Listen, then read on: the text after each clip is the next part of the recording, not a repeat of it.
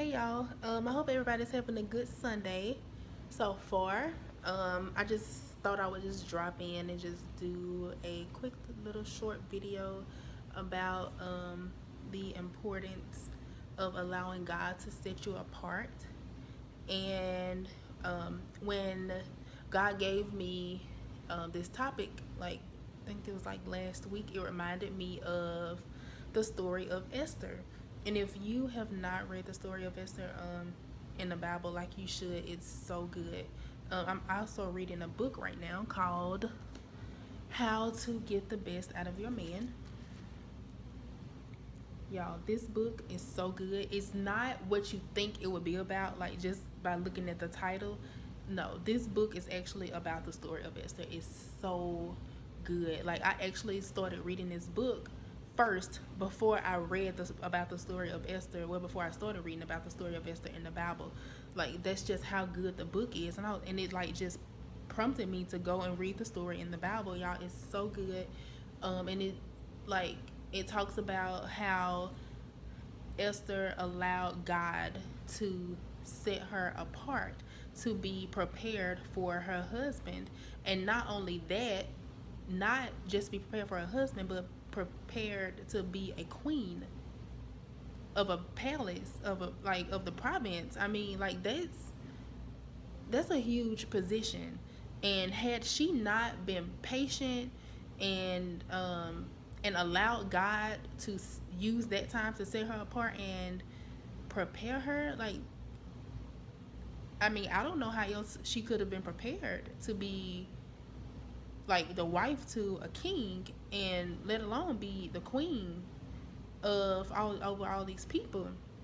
So it was just really good to me, like, and it just blessed me because it just made me think about like how sometimes, like especially like like single women, how we can get in a rush to um, meet our husband or to get married, and we're in such a rush that we are settling, we are overlooking signs that are like right in our face, and I'm saying us because I'm talking to this girl too.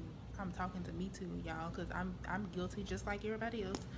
I mean, we've all been there. Hey, it happens, and if you're young, keep living. Like it, I mean, it happens. It's life, or whatever. But you just take it and you just learn from it and you just move on. I mean, right now, like I'm single and yeah, I'm loving it. Like this is the happiest I've ever been. Like I'm just happy. I'm happy. Like I'm so happy. I can't even find the words to even like describe how happy I am, because I am, man, my main focus is God and my purpose. And the only way that well, in my opinion, I feel like the only way you can get fulfillment in being single is by indulging yourself in God and the Word and spending time with Him every day. That's that's my fulfillment. Like I'm done like dating all these guys that have no purpose in my life. I'm done with the meaningless relationships. Like I'm over it. I'm so done. Like I'm good with where I'm at right now. I'm good, and I know, and I just trust that God is going to send the man he created to me when he's ready, like when it's all just going to happen in God's timing. But I can't be sitting around here like just doing nothing, twiddling my thumbs, waiting. No. Until God sends that man to me, guess what I'm gonna be doing? I'm be in my word, I'm gonna be spending time with God, I'm gonna be praying and just living my life. Like I'm living life. When you feeling lonely, when you wanna go on a date, you looking at all these um couples and stuff on social media, they always having date nights and date days and this and that. You can go on a date, take yourself on a date, or plan a date with your friends. Like that's why I love Angel and Shakira, because we do stuff all the time. Me and Angel, we have date nights, date days. We do stuff together. Me and Shakira do stuff together.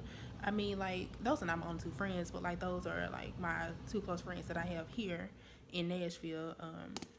Whatever, just do stuff with your friends, like plan stuff, like go on trips. I mean, take yourself to dinner, take yourself to lunch. I mean, I do it all the time and I love it. I will get up in a minute and go out to eat by myself.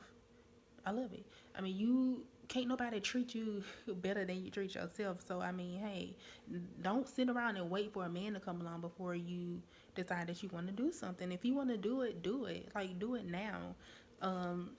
God doesn't want you to be sitting around waiting on some man to come along and that's when you start living your life. No, you start living your life now.